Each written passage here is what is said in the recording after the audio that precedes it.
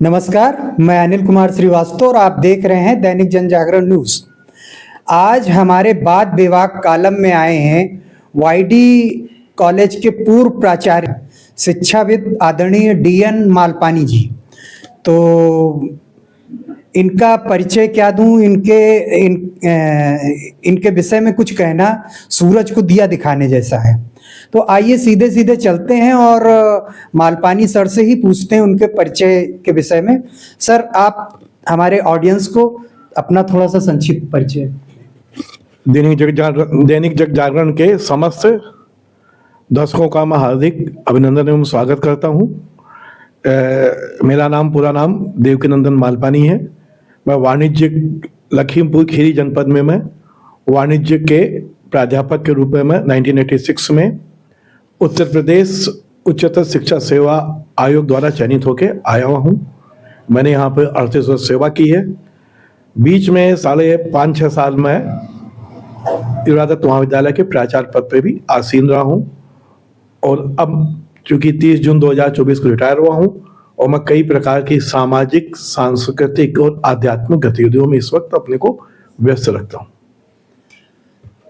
Sir, अभी हमने स्वामी विवेकानंद जयंती के उपलक्ष्य में युवा चेतना पखवाड़ा चलाया था और काफी बुद्धिजीवियों के मार्गदर्शन से हमने युवाओं को जागरूक भी किया। तो सर, हम जानना चाहेंगे युवा संस्कारों का क्षरण, मूल्यन और उसका समाधान।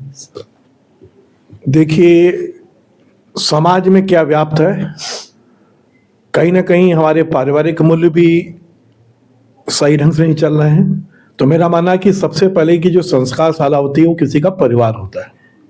अगर परिवार में हमारे संस्कार नहीं तो उसका असर बच्चों पे बहुत अधिक पड़ता है। साथ ही में जो इस वक्त हमारी पिक्चर्स आ रही हैं, ओटीटी प्लेटफॉर्म है, टीवी है, उसमें इस प्रकार के कंटेंट आते हैं और सामान्यतः जो सीरियल आते हैं उसमें वो दिखाते से परिवार न होके वो विशेष रूप से महिलाओं का चरित्र इस प्रकार का नकारात्मक दिखाया जाता है कि सब घर की महिलाएं एक दूसरे के प्रति षड्यंत्र रचने में लगी हुई है।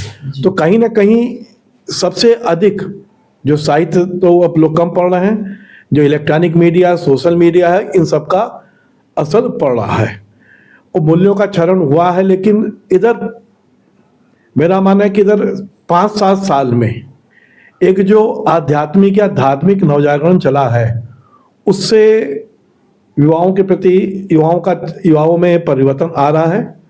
और चूंकि मैं यहाँ पे इस्कॉन से भी जुड़ा हुआ हूँ तो मैं देख रहा हूँ कि जो हम लोग श्रीमद् भागवत गीता पे जो कंसन क्यूज की प्रतियोगिता कराते हैं प्रत्येक रविवार को, उसमें युवा वर्ग काफी तेजी से हिस्सा ले रहा है और हम लोग कंसन भी करा रहे हैं। तो हम देख रहे हैं कि युवा वर्ग को जो हमारे जो आध्यात्मिक शिक्षा, हम धार्मिक नहीं बोलते, मैं आध्यात्मिक शिक्षा जो उसको हम प्रॉपर ढंग से बच्चों को नहीं दे पा रहे हैं। जब बच्चों में वो पौधारोपण नहीं हो पाता तो बच्चे कहीं ना कहीं संस्कारहीन हो रहे हैं। और साथ ही में दिमाग में कि कुछ समय का ऐसा था जब हम लोग युवा थे तो एक पाश्चात्य की तरफ बड़ा आकर्षण था। जो अमेरिका में हो रहा है, यूरोप में हो रहा है, वो अच्छा हो रहा है, तो वो भी कहीं ना कहीं हम अपनी जड़ों से कट गए। उसके कई कारण हैं। सर, आप सामाजिक सरोकारों से जुड़े हैं तो हम जानना चाहेंगे आप किन किन संस्थाओं में सक्रिय हैं और एक सामाजिक कार्यकर्ता का जीवन कैसा हो। देखिए, समाज सेवा एक व्यक्ति के अपने अंदर छुपी हुई कहीं ना कहीं इच्छा होती है। उसके कई मंच हैं। मैं जब आया था लखीमपुर खीरी में तो मैं रोटरी क्लब जो कि इंटरनेशनल लेवल पे है जी, और मैं समझता हूँ कि ये सबसे बड़ा एनजीओ है जो कि 200 से अधिक देशों में है ये जी। इसके 12-13 लाख मेंबर्स हैं। तो रोटरी क्लब से मैं 1991 से जुड़ा हुआ हूँ और रोटरी क्लब कई प्रकार के प्रोजेक्ट चलाता है, जिसमें कि समाज सेवा के प्रोजेक्ट होते हैं। कुछ हमारे प्रोजेक्ट इस प्रकार से होते हैं जो कि इमीडिएट हो जाते हैं, कुछ निरंतर चला करते हैं। इसके अलावा गायत्री परिवार से जुड़ा हुआ हूँ जहाँ पर कि हम लोग भगवती भोजन प्रसाद सेवा में चलते थे और प्रकल्प करते हैं। सेवा भारती में मैं प्रचार प्रसार में हूँ, भारत विकास परिषद से जुड़ा हूँ, अन्य कई संस्थाओं जुड़ा हूँ। लेकिन मेरा मानना है कि समाज सेवा करने के लिए एक प्लेटफॉर्म चाहिए अगर आपकी इच्छा होगी, क्योंकि काफ़ी हमारे में देखते हैं मेंबर्स हैं जो कि संस्था से जुड़ गए लेकिन वो उस ढंग से सक्रिय नहीं हो पाते हैं।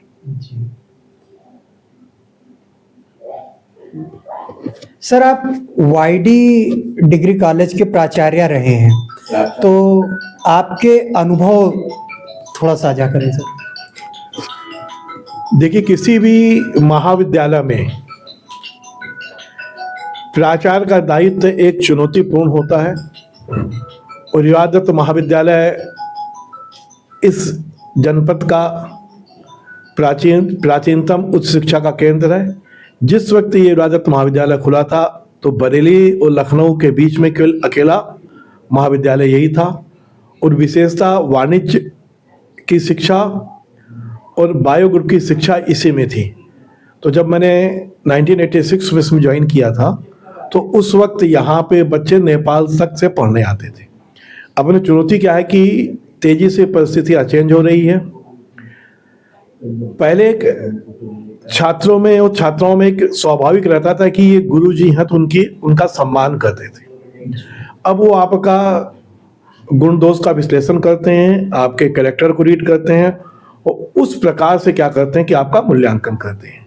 तो प्राचार्य पद पे कई प्रकार की आती है। एक तो स्टूडेंट फ्रंट पे हमारा है, फिर किस ढंग से हम कोऑर्डिनेशन बिठाते हैं अपने अध्यापकों से और कर्मचारियों से, विश्वविद्यालय से, अलग अलग एजेंसियों से। और सबसे बड़ी चीज़ है कि संसाधन इतने अब उपलब्ध नहीं रहते हैं और साथ में महाविद्यालय में आपके शिक्षक भी कम रहते हैं, अध्यापक शिक्षक भी कम है, शिक्षक कर्मचारी भी कम है। और जो यूजीसी का जो मानक है टीचर टाट रेशियो का, छात्र शिक्षक अनुपात का, वो हमारे युवा दत्त महाविद्यालय में काफ़ी बिगड़ा हुआ था। लेकिन फिर भी मैंने समस्त जितने भी हमारे अध्यापकगण थे उनसे मैंने अपील की, उन सब ने बड़ा सहयोग किया। और जो कि हमारे यहाँ जिस वक्त मैं आया था उस वक्त हमारे यहाँ सांस्कृतिक प्रोग्राम नहीं होते थे, एकेडमिक प्रोग्राम नहीं होते थे। तो मैंने वहाँ पे एक जो थारू जनजाति हमारे, तो जनजाति यूनियन प्रकोष्ठ किया, स्थापित किया, जिसका लगातार प्रोग्राम होता है। और साथ में मैंने 3 राष्ट्रीय सेमिनार 19-20 में ही किए। उसके बाद कोरोना काल आ जाने के पश्चात थोड़ा सा डिस्टर्बेंस हो गया तो मैं नहीं कर पाया। सर, आपने बताया कि आप इस्कॉन से जुड़े रहे और जुड़े भी हैं और भी तमाम संस्थाओं से जुड़े हैं। तो सर, उससे जुड़कर भक्ति के माध्यम से समाज जागरण कर रहे हैं, उसका समाज में क्या क्रियात्मक बदलाव आया? देखिए, भक्ति न कह के मैं कहता हूँ कि आत्मशुद्धि, क्योंकि जब तक हम अपने को नहीं पहचानेंगे और मानव मात्र को, मेरा मानना कि जो हमारे धर्म ग्रंथ हैं पुराने वाले, वो कहीं पे भी नहीं कहते कि दूसरे धर्म की बात नहीं करते, केवल वो मानव धर्म की बात करते, सर्वे संतु निरामया। और इस्कॉन क्या कहता है कि हम लोगों का ये मानना, इस्कॉन वालों का ये मानना रहता है हम लोगों का कि सामान्यतः हमारे जो धर्म स्थान वहाँ पे व्यक्ति जाता है, दर्शन करके चलाता है, उसको अपने धर्म के बारे में या हमारे अध्यात्म के बारे में कुछ मालूम नहीं होता है, तो उसके भटकने के संभावना ज़्यादा रहती है। धर्म का मर्म क्या है, हमारे धर्म ग्रंथों में क्या लिखा हुआ है, और विशेष तौर से गीता का उपदेश किस प्रकार से एक व्यक्ति के जीवन में, चाहे वो प्रबंध तंत्र में हो, चाहे शिक्षा के क्षेत्र में हो, चाहे समाज सेवा के क्षेत्र में हो, कहीं भी वो किस प्रकार से लागू होता है। क्योंकि जो गीता वो किसी एक धर्म मात्र की पुस्तक नहीं है, वो पूरे मानवता के लिए, पूरे विश्व के लिए। और इस वक्त जितने भी मैनेजमेंट के गुरु हैं वो गीता के उपदेश को ध्यान दे रहे हैं, गीता के उपदेश का पालन कर रहे हैं। तो हमारा मानना है कि युवा पीढ़ी को अगर हम गीता जी के बारे में उपदेश दे रहे हैं, बता रहे हैं, तो कहीं ना कहीं उनमें संस्कार हो रहे हैं और वो भविष्य के लिए अच्छे मानव बनेंगे, अच्छे इंसान बनेंगे। सर, अभी हाल ही में बजट आया है और बजट आने के बाद समाज राजनैतिक रूप से 2 धड़ों में बटा नजर आ रहा है। और सौभाग्य की बात है आप हमारे आज स्टूडियो में हैं और आप कॉमर्स के टीचर भी रहे हैं। तो सर, आप इस पे बजट पे थोड़ा सा प्रकाश डालिए। देखिए, समाज दो धड़ों में बटा हुआ नहीं है, एक पक्ष होता है, प्रतिपक्ष होता है। जी सर। तो सामान्यता क्या होता है कि जो सत्ता पक्ष में होता है वो बजट की प्रशंसा करता है, जो विपक्ष में होता है उसको नकारता है। तो बजट में सामान्यता क्या कि अब क्या बजट लोग बहुत अच्छा बता रहे हैं, क्या होता है कि जो आम जनता होती है उसको इस बात से मतलब रहता है कि इनकम टैक्स में क्या चीज छूट देगी, क्या परिवर्तन हुए। तो इस बार के बजट में कि मध्यम वर्ग को, जो कि बहुत समय से डिमांड चल रही थी, अब क्या सरकार ने क्या कि मध्यम वर्ग को, जिन लोगों की आय 12 लाख रुपए तक है, वो जो वेतनभोगी व्यक्ति हैं उनकी 12,75,000 रुपए तक आए, तो वो पूर्णतः सेक्शन 87A में अमेंडमेंट करके उनकी पूर्णतः कर मुक्त कर दी गई है। तो इसको ये माना जा रहा है कि जब मध्यम वर्ग के पास ज्यादा रकम उपलब्ध होगी तो मार्केट में जाएगा, वो डिमांड क्रिएट होगी, और मांग क्रिएट होने से क्या होगा, जब उत्पादन बढ़ेगा तो इंडस्ट्री में और रोजगार के मुद्दे पर भी सुधार होगा। सर, बेशक विषय से हट के थोड़ा और बात राजनीति पे चली है, तो नैतिकता विहीन राजनीति पे आपका क्या विचार है, जो आजकल? अब राजनीति में नैतिकता तो होनी चाहिए, लेकिन आज का परिदृश्य काफी चिंताजनक है। सामान्यतः अब पहले राजनीति मुद्दों की होती थी, सिद्धांत की होती थी, प्रत्येक पक्ष का अपना एक स्पष्ट मत होता था। अब सामान्यतः राजनीतिक व्यक्ति का जो उद्देश्य हो गया, वो हम नहीं कह सकते समाज सेवा नहीं करते, समाज की सेवा करते हैं, लेकिन उनका ये कि इन प्रकरण किसी प्रकार से सत्ता पे काबिज होना आवश्यक है, उसके लिए चाहे उनको किसी प्रकार के साधन प्रयोग करने पड़े।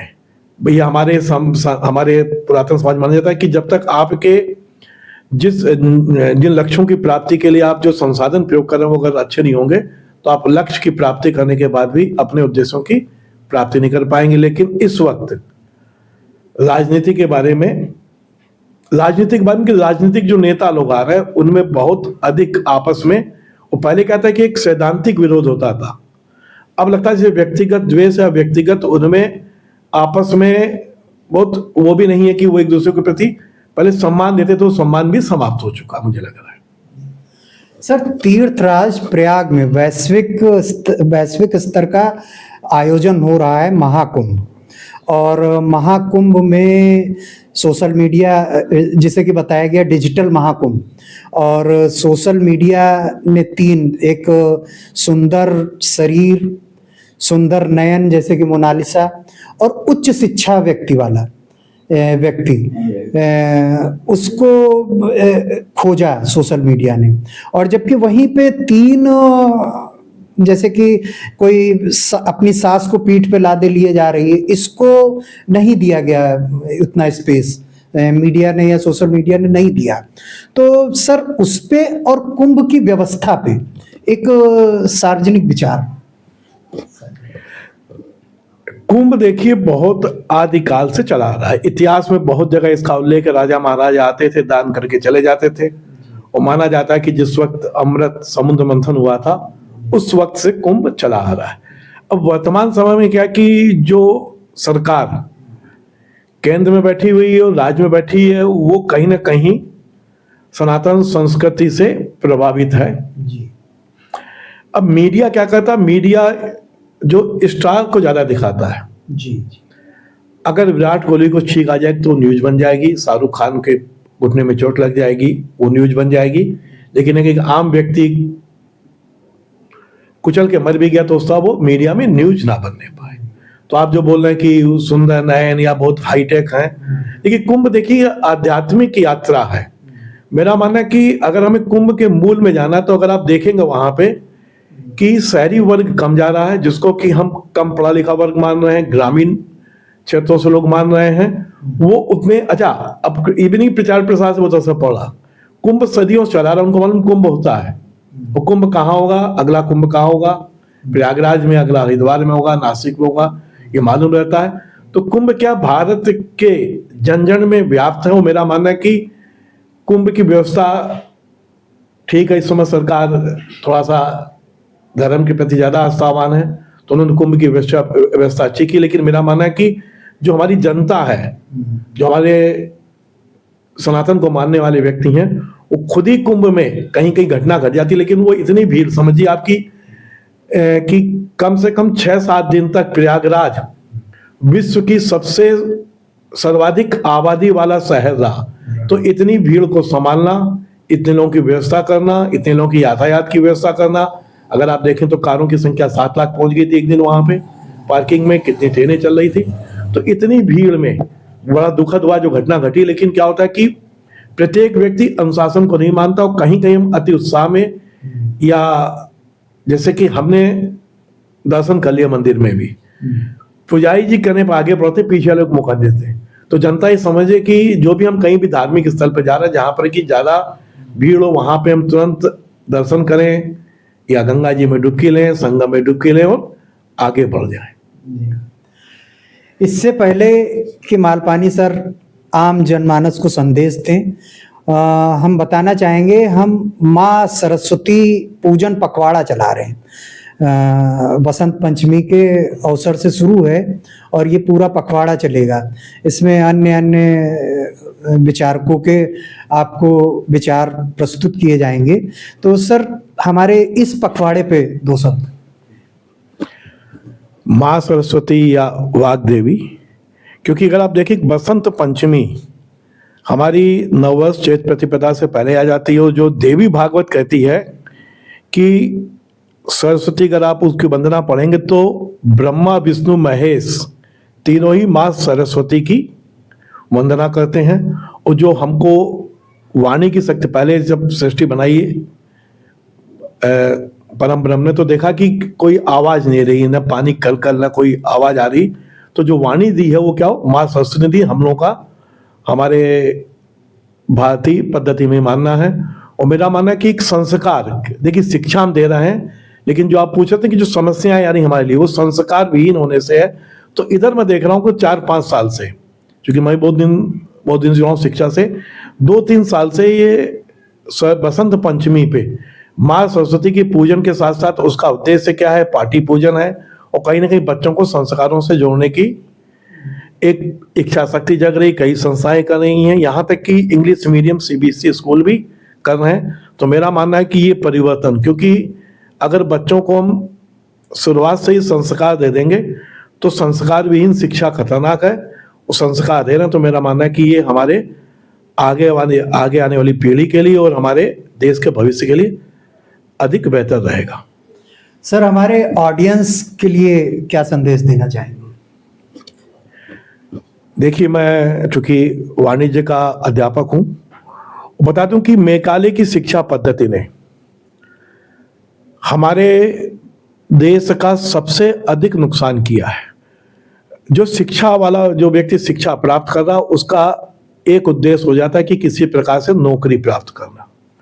उस समाज में भी, क्योंकि जब हमारा देश स्वतंत्र हुआ तो हमारे वामपंथ का प्रभाव ज़्यादा रहा। उस साहित्य में, सिनेमा में उद्योगपति गड़बड़ है, चोर है, बेईमान है, व्यापारी वर्ग गड़बड़ है। तो हम लोग वैल्यू एडिशन, जब तक वैल्यू एडिशन की नौकरी करेंगे आप, तो नौकरी करने के बाद उसमें सर्विस सेक्टर से आप इतने वैल्यू एडिशन, मतलब कि जो आप प्रोडक्टिविटी, मतलब उसमें वैल्यू नहीं बढ़ा सकते।